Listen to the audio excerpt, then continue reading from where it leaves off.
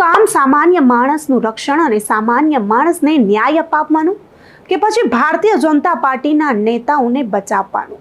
આ સવાલ હવે સામાન્ય માણસને ઘણો પરેશાન કરી રહ્યો છે। સામાન્ય માણસને આ સવાલ હવે વારંવાર મનમાં ખૂંચ્યા કરે છે।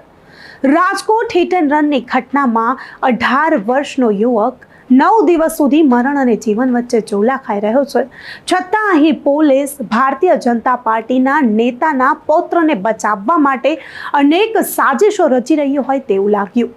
પરિવારજનો આક્ષેપ અહીં કરી રહ્યા છે કે ડ્રાઈવર બદલાવવામાં આવ્યો છે, જેણે એક્સિડન્ટ કર્યું છે તે ડ્રાઈવર જે છે તે બદલી દેવામાં આવ્યો છે, જે ગુનેગાર છે તેને પકડવામાં આવે। પરિવાર પોતે સીસીટીવી ફૂટેજ પોલીસને આપે છે, છતાં પોલીસની કાર્યવાહી શૂન્ય। પોલીસે ખુલાસો કર્યો, પરંતુ પોલીસ કંઈક ને કંઈક ભારતીય જનતા પાર્ટીના નેતાના પૌત્રને બચાવી રહી હોય તેવું લાગ્યું। અનેક સાજિશો ઘડવામાં આવી। અહીં 18 વર્ષનો જે માસૂમ યુવક છે, જે 9 દિવસ સુધી મરણ વચ્ચે ઝોલા ખાઈ રહ્યો છે, છતાં પણ તેની જાણે પોલીસને કોઈ દરકાર નથી તેવો આ કિસ્સો સામે આવ્યો। પહેલા તો પરિવારજનો જે પોલીસ પર આક્ષેપ કરી રહ્યા છે તેમને સાંભળી લઈએ કે પોલીસ પર આક્ષેપ કરતા તેમણે શું કહ્યું। મારું નામ પારુલબેન વિજયભાઈ ચાવડા। ન્યાયની માંગ અમે એવી રીતની કરીએ છીએ કે જ્યાં સુધી અમીર બાપના છોકરાઓની ધરપકડ ના થાય ત્યાં સુધી અમે પરાગ ગોહેલની ડેડ બોડી સ્વીકારશું નહીં। અમને આ રીતનો ન્યાય જોઈ છે। પોલીસે કે આરોપી તમારા ક્રિશભાઈ છે તેને આઈડેન્ટિફાઈ કરેલા છે, એ ખોટી વાત છે, તદ્દન ખોટી વાત છે। ક્રિશભાઈ જ્યારે સ્પોટ ઉપર ગયા ને ત્યારે ફક્ત ને ફક્ત એનું ધ્યાન પરાગ ગોહેલ ઉપર જ હતું। તમારી શું માંગ છે? હવે કયા પ્રકારે કાર્યવાહી થવી જોઈએ? પોલીસની કામગીરી ઉપર તમે શું કહો? પોલીસની કામગીરી ઉપર તો અમને ભરોસો છે જ નહીં। તો જ આટલા દિવસ ગયા હોય અને મારા છોકરાનું જીવન આજે છે નહીં, આજ મારો છોકરો અમારા વચ્ચે છે જ નહીં।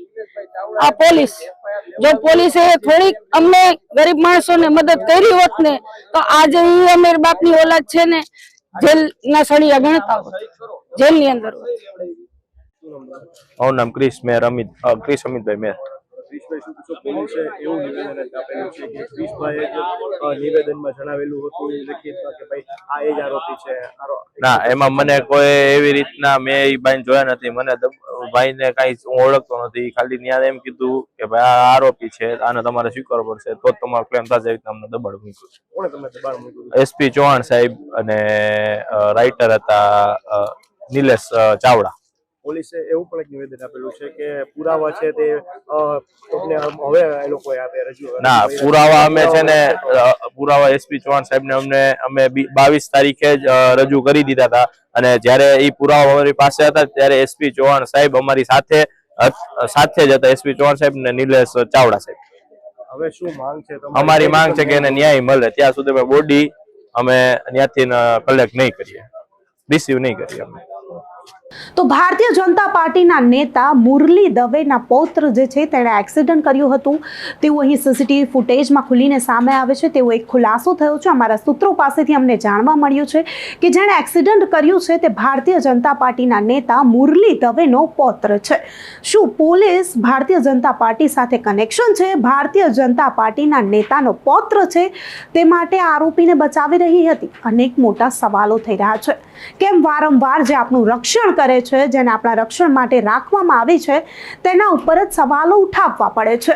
કેમ અમારે આ પોલીસ વિશે જ બોલવું પડે છે અને વારંવાર અમારે આ પોલીસ પર સવાલો ઉઠાવવા પડે છે? ત્યારે પોલીસે પણ આનો ખુલાસો કરતા ગઈકાલે શું કહ્યું હતું તે પણ એકવાર સાંભળી લઈએ। રાજકોટ તાલુકા પોલીસ સ્ટેશનમાં 21 માર્ચના દિવસે એક ફરિયાદ દાખલ કરવામાં આવેલ હતી, જેમાં ફરિયાદી ક્રિશભાઈ અમિતભાઈ મેર દ્વારા એક લેખિત પોતાની હસ્તાક્ષરિત એફઆઈઆર રાજકોટ તાલુકા પોલીસ સ્ટેશનને સોંપવામાં આવી હતી। જેમાં હકીકત એવી હતી કે એક એમના રિલેટિવ બાઇક લઈને પોતાની એક્સેસ લઈને જતા હતા અને એક વ્હાઇટ નેક્સોન કાર દ્વારા એમને અકસ્માત નડ્યો હતો અને આમાં એમને ગંભીર ઇજાઓ પહોંચી હતી। તો રાજકોટ તાલુકા પોલીસ સ્ટેશન દ્વારા બીએનએસની કલમ 281, 125A, 125B અને એમવી એક્ટની કલમ 177 અને 184 હેઠળ ગુનો દાખલ કરવામાં આવેલ હતો। એમાં ફરિયાદી દ્વારા અમને જણાવવામાં આવ્યું હતું કે જે નેક્સોન કાર હતી આ પ્રવીણભાઈ બચુભા જાડેજા નામના વ્યક્તિ ચલાવતા હતા અને પ્રવીણભાઈ બચુભા જાડેજા નામના જે ડ્રાઈવર હતા એમના દ્વારા પણ એક્સેપ્ટ કરવામાં આવ્યો હતો પોલીસ સ્ટેશન આવીને કે હા આ કાર હું ચલાવતો હતો. અને તપાસ હજુ પોલીસ સ્ટેશન સ્તરે ચાલુ છે. હજુ આ મામલામાં કોઈ પણ વ્યક્તિની ધરપકડ થઈ નથી અને કોઈ પણ વ્યક્તિને કોઈ પણ પ્રકારનો નોટિસ આપવામાં આવ્યો નથી. અને ફરિયાદીને જે લાગતું હોય કે આ જે ફરિયાદ એમને દ્વારા આપવામાં આવી છે આ ફરિયાદ ખોટી છે અને આમાં કોઈ નવા તથ્ય છે તો પોલીસ સ્ટેશન આવીને જાણ કરે. આ રીતે આગળની કાર્યવાહી કરવામાં આવશે. ખાસ કરીને જે આક્ષેપ કરવામાં આવ્યો છે, ક્રિશ દ્વારા જે આક્ષેપ કરવામાં આવ્યો છે કે પોલીસ તરફથી તેમને પોલીસ સ્ટેશન બોલાવી અને આ જ આરોપી છે તે માટે ફરિયાદ આપવાનું કહેવામાં આવ્યું હતું અને જે સીસીટીવી છે કે જેમાં ડ્રાઈવર બદલે છે તે સ્પષ્ટ દેખાય છે. તો હવે આ દિશામાં શું તપાસ થશે, કારણ કે ગૃહમંત્રી સુધી લેખિત ફરિયાદ પહોંચી? ક્રિશભાઈ અમિતભાઈ મેર જે છે ફરિયાદ જે ઘટના સ્થળ છે અહીંયા હાજર હતા નહીં, પાછળથી આવ્યા હતા અને એમના દ્વારા તાત્કાલિક ફરિયાદ આપવામાં આવી હતી. ત્યારે એમને એમના સહી દ્વારા જ એક ફરિયાદ આપી હતી જેમાં એમને દ્વારા જણાવવામાં આવ્યું હતું પોલીસને કે એમના ગાડીના ડ્રાઈવર પ્રવીણસિંહ જાડેજા છે. અગર ક્રિશભાઈને અત્યારે લાગતું હોય કે તપાસમાં એમના પાસે નવા તથ્ય છે, નવા ફેક્ટ છે તો પોલીસને આવીને જાણ કરે તો પોલીસ આ રીતે કાર્યવાહી કરશે. ભાવેશભાઈ એવું કહે છે કે 22 તારીખે એમને સીસીટીવી આપ્યા છે પોલીસ મથક. એસપી ચૌહાણ પીએસઆઈ છે તે તેમને ધમકાવે છે, તમને ખબર ન પડે આનું સાચું નથી વાત કરવાનું એમણે આક્ષેપ કર્યો. તેમાં કેટલી તથ્યતા લાગે છે? 21 તારીખે જે ફરિયાદ દાખલ થઈ, 21 તારીખે જે દાખલ ફરિયાદમાં એમના દ્વારા જણાવવામાં આવ્યું હતું કે એક્સ નામનો પર્સન એટલે પ્રવીણસિંહ જાડેજા નામના પર્સન ડ્રાઈવર છે. પછી એમના દ્વારા ફૂટેજ રજૂ કરવામાં આવ્યા છે. ફૂટેજ પોલીસ પાસે છે. પોલીસે આ ફૂટેજના આધારે જ તપાસ ચાલુ કરી છે અને ફરિયાદમાં જે ડ્રાઈવર જણાવ્યા છે એમની રોલ નહીં હશે, બીજા ડ્રાઈવરનો રોલ હશે તો એમના વિરુદ્ધ કાર્યવાહી કરવામાં આવશે. પ્રાથમિક તપાસ 22 તારીખે આવી ગયા છે તો પોલીસે શું તપાસ કરી? 22 તારીખના સીસીટીવી ફૂટેજ છે તો તેમાં ડ્રાઈવર ચેન્જ થાય છે કે નથી થતો? હજુ પોલીસ પાસે એવા કોઈ સીસીટીવી ફૂટેજ અવેલેબલ નથી જેમાં ડ્રાઈવર ચેન્જ હોતું દેખાય છે. જ્યારે ડ્રાઇવિંગ કરતો કોણ છે તો બાળક જ છે. જ્યારે આ નેક્સોન કાર છે આ ન્યારી ડેમ તરફ જાય છે ત્યારે એમાં વ્હાઇટ ટી શર્ટમાં એક માણસ ગાડી ચલાવતો દેખાય છે અને જ્યારે પરત આવે છે ગાડી ત્યારે એમનો અકસ્માત થાય છે. તો જ્યારે ગાડી જતી હતી ન્યારી ડેમ તરફ ત્યારે એમનો ડ્રાઇવિંગ જે પ્રવીણસિંહ જાડેજા છે એ નહીં કરતા હોય એવું જણાઈ આવે છે. પણ પરત આવતી વખતે કોણ ડ્રાઇવિંગ કરતો હતો હજુ સુધી ક્લિયર નથી. પરત આવતી વખતના પણ સીસીટીવી દેખાય છે, કાર ઊભી રહે છે, સફેદ કલરના ટી શર્ટ વાળો વ્યક્તિ ઉતરે છે, પાછળથી એક વ્યક્તિ બદલે છે. આ બધું સીસીટીવીમાં સ્પષ્ટ દેખાય છે. આપને શું લાગે છે હવે તથ્ય શું આમાં સમય પોલીસ શું કાર્યવાહી કરશે? એસપી ચૌહાણ સામે કદાચ અત્યાર સુધી તપાસ નથી થઈ તો હવે શું થશે? સવાલ કરવામાં આવે છે. નહીં, આ ખોટા આક્ષેપો છે અને આ બાબતે પોલીસ દ્વારા હજુ સુધી આ કન્ફ્યુઝન હતો એટલા માટે જ કોઈને નોટિસ આપવામાં આવી નથી અને કોઈને માણસને અટક કરવામાં આવ્યું નથી. અને ફરિયાદી પાસે જે પણ ફૂટેજ હોય અથવા જે પણ કોઈ નવા તથ્ય હોય આના આધારે પોલીસને ઇન્ફોર્મ કરે અને આના આધારે કાર્યવાહી કરવામાં આવશે. નિવેદન લેવામાં આવ્યું છે? હજુ સુધી કોઈનું નિવેદન લેવામાં આવ્યું નથી. મેં અત્યારે સાહેબ વાત કરી રેકોર્ડિંગ આપવું, એણે કીધું કે મેં પોલીસને જે નિવેદન આપવાનું હતું મેં આપી દીધું છે. પ્રવીણસિંહે એવું કહ્યું.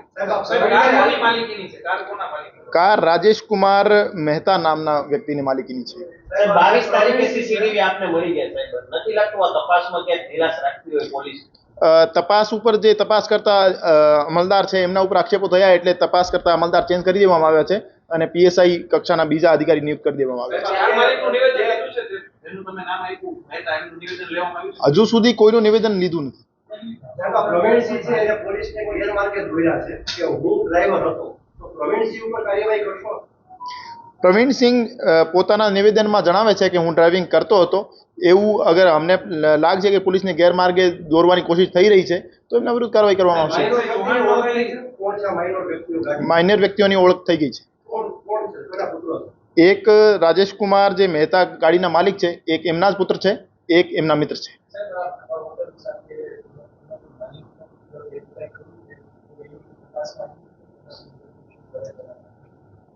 જે રીતે મેં જણાવ્યું રાજેશ કુમાર મહેતાના પુત્ર છે અને એ કયા ગ્રુપથી સંકળાયેલા છે આ બાબતે મને કોઈ ખ્યાલ નહીં. સાહેબ આમાં પીએસઆઈ નો કોઈ રોલ સામે આવશે ખોટી રીતનો, તેમની સામે કાર્યવાહી કરવામાં? નહીં, આ મેટરમાં પીએસઆઈનો કોઈ રોલ નથી. જ્યારે પણ કોઈ ફરિયાદ આપવામાં આવે, ફરિયાદી પોતાની સહીથી પોતાના જણાવ્યા મુજબ ફરિયાદ આપે છે અને પોલીસ દ્વારા પોલીસને આ મામલામાં કોઈ પ્રાથમિક માહિતી હતી નહીં કે કોણ ડ્રાઈવર છે કોણ નથી. તો જે રીતે ફરિયાદીએ જણાવ્યો આ રીતે ફરિયાદ દાખલ કરવામાં આવી. અત્યારે ફરિયાદીને લાગતો હોય કે એમના પાસે કોઈ નવા ફેક્ટ છે જે ઇન્વેસ્ટિગેશનમાં હેલ્પ કરી શકે છે તો પોલીસને આવીને જણાવે. અમારા પાસે કોઈ રજૂ નથી કર્યા ઓફિશિયલી. ચૌહાણ સાહેબને પર્સનલી આપ્યા હોય તો તપાસનીશ અધિકારી તો એ જ છે તો સાહેબ તેને જ આપે ને. તપાસનીશ અધિકારી ચેન્જ કરી દેવામાં આવ્યા છે. અત્યારે કર્યા ને સાહેબ.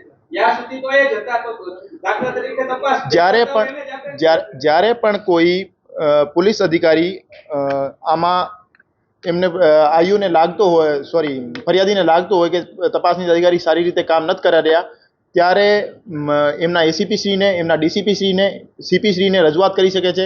અમારા પાસે ઓફિશિયલી એમના દ્વારા કોઈ પણ પ્રકારની રજૂઆત કરવામાં આવી નથી. ગઈકાલે એક અરજી રિસીવ થઈ છે. આના આધારે તપાસ આગળ વધશે. ગાડીની સ્પીડ કેટલી હતી આમાં કોઈ એફએસએલ કે કરવામાં કારણ કે જે ભોગ બનનાર છે તેમનો હાલ સામે આવી રહ્યું છે એટલે જીવન મરણ વચ્ચે જોડાશે. તો આ ઘટનામાં જે ખુલાસો થયો છે કે ભારતીય જનતા પાર્ટીના નેતા મુરલી દવેના પૌત્રની સંડોવણી અને તે આરોપી છે તે માટે પોલીસ તેને બચાવવા માટે અનેક કરતૂતો ઘડી રહી હતી.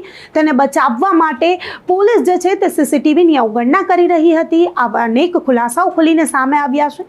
તમારું શું માનવું છે અમને કમેન્ટ કરી ચોક્કસથી જણાવજો તથા અમારી ચેનલ નિર્ભય ન્યૂઝને લાઇક શેર અને સબસ્ક્રાઇબ કરવાનું ભૂલશો નહીં. આભાર.